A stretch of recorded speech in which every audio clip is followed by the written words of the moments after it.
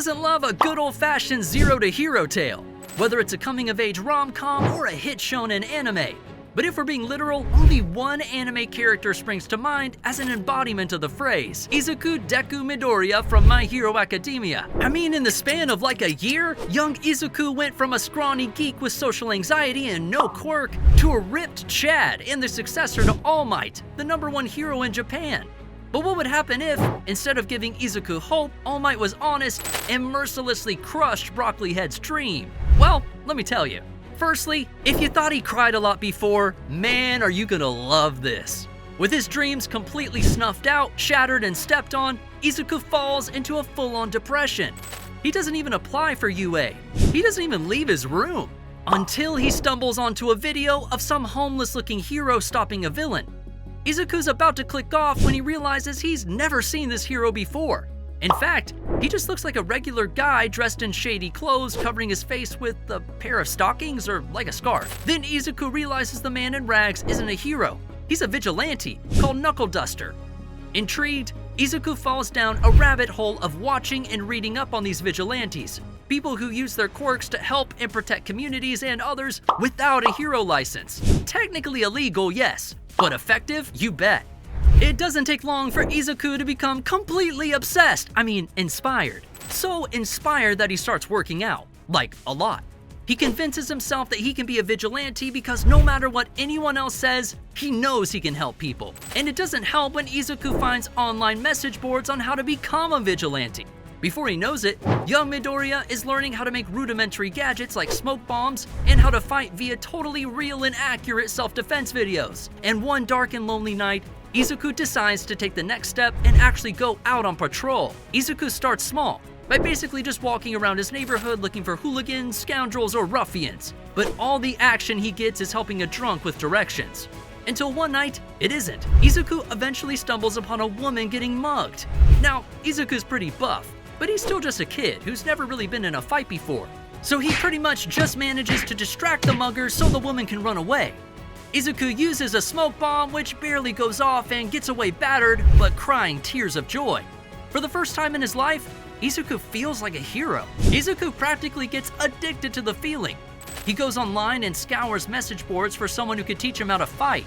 But eventually, Izuku settles on taking a few beginner jujitsu lessons, after convincing his mom to let him. Using computer-like analysis, Izuku gets the hang of it very easily, and after winning a few small tournaments, he decides to enter an underground fight club of sorts. He saw a post about the prize money online and hoped to use it to buy more supplies for his gadgets. And on the day of his fight, Izuku arrives extra early, aiming to analyze the fights before him, noting every mistake and success, every quirk, its uses, and drawbacks.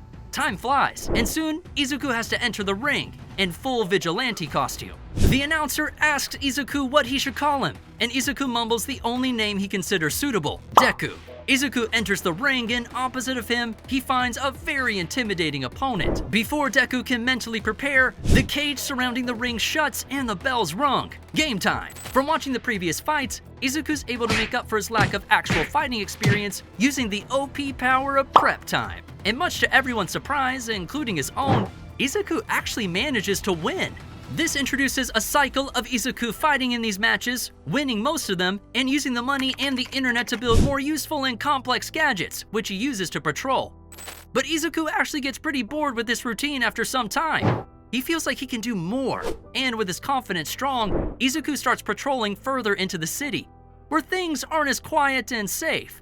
But by now, Izuku's a pretty competent fighter, equipped with a custom-made padded costume, which is a spitting image of Izuku's Epsilon costume, just toned down to a dark gray to blend into the city environment. Complete with upgraded gadgets, a grappling hook, and a pole staff, and Izuku's quite the force to be reckoned with. It's important to note that the League of Villains has already made their assault on the USJ, so there aren't a heap of powerful villains roaming the street. Although this time, without a quirked-up Deku to help, All Might and several students didn't survive the attack, one of which was Katsuki, Izuku's old friend turned bully and the one who gave him the name Deku. Izuku can't believe someone as strong as All Might died. Izuku didn't know him personally this time, but All Might's death impacts him heavily. He becomes more dark and brooding, and more violent on criminals. But Izuku doesn't give up on his vigilante endeavors. In fact, Deku becomes a pretty well-known vigilante thanks to his cool gadgets, costume, and his level of brutality compared to other vigilantes. Izuku finally starts feeling useful and seen, but he also starts getting angrier. Seeing firsthand what evil people are capable of and hearing about the attack on USJ, he wishes he could help more than ever. He wishes he had a quirk like everyone else, even if it wasn't as strong as someone like Kachan's. I mean, imagine how much good he could do with powers. He starts spending more time as Deku than Izuku, keeping it all hidden from his very worried mother. And patrols get replaced with investigations and interrogations because Izuku wants to help in a more long-term way.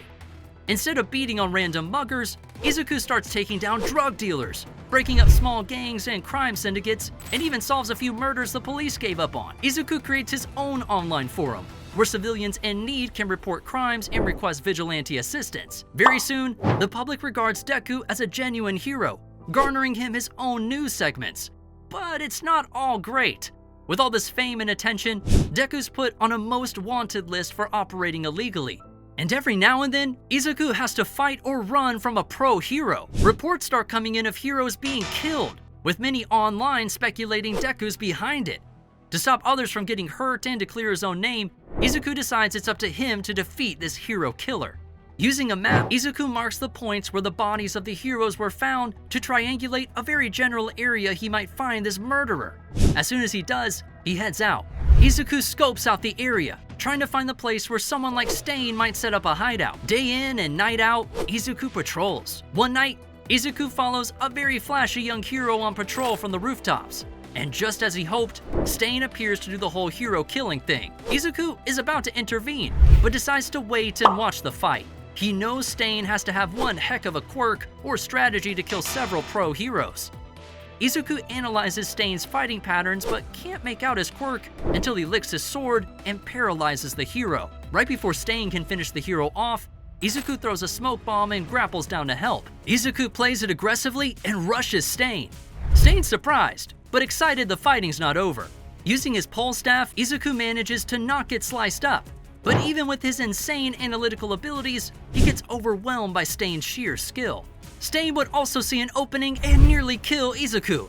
But just like in the anime, he'd spare him because, plot armor, Izuku embodies a true hero. Also, believe it or not, Stain used to be a vigilante too. So he just leaves Izuku paralyzed on the floor to watch him kill the hero. Izuku watches on in horror. Stain just leaves once it's over, and Izuku manages to flee the scene before anyone arrives. This encounter only pushes Izuku further to the dark side. He starts training with a variety of blades, and in addition to his pole staff, Izuku starts carrying 2 short katanas and several throwing knives built into his suit. For those of you who've seen The Boys, think Black Noir suit. And every now and then, Izuku would let his anger get the better of him, and he'd kill a villain. This causes a slight political shift in the public's view of what a hero is. Many pro-heroes, vigilantes, and civilians alike would condemn Deku's actions, saying he's just like Stain. But just as many would call Deku a hero for permanently reducing crime. During the attack on Hosu City, Izuku springs into action.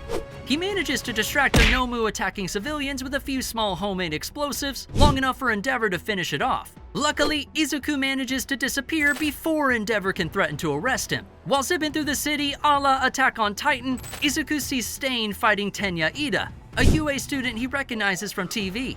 This time, he's determined to win. Izuku drops down and immediately stabs Stain in the shoulder. Stain and Izuku fight again, but this time, Stain's pissed by Deku's change in character. He's no longer got the heart of a true hero, so Stain doesn't hold back. He outclasses and overpowers the young vigilante, and Izuku's killed by Stain's hands, or blades. Without Deku and All Might, All for One has no challenges taking power and introducing an era of fear and destruction. Geez, pretty dark, right? But it's not all bad, I swear. Because much like Stain's defeat in the show, Deku's death would usher in a generation of new vigilantes, willing to lay it all on the line and fight for what they believe in. And that's about it. But what do you guys think? Does Deku deserve to be called a hero? Or is he just another misguided psycho, taking his pain out on the world? And what does being a hero mean to you? Let us know in the comments down below.